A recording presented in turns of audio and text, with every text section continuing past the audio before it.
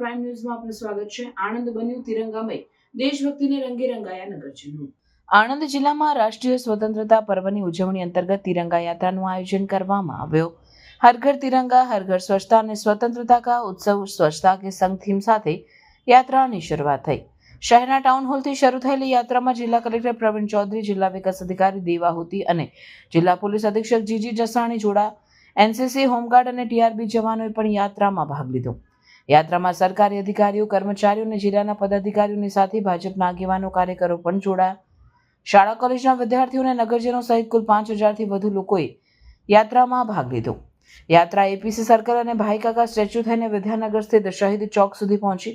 યાત્રા દરમિયાન ભારત માતા કી જય અને વંદે માતરમના નારાઓથી આણંદ વિદ્યાનગર રોડ ગુંજી ઉઠ્યો।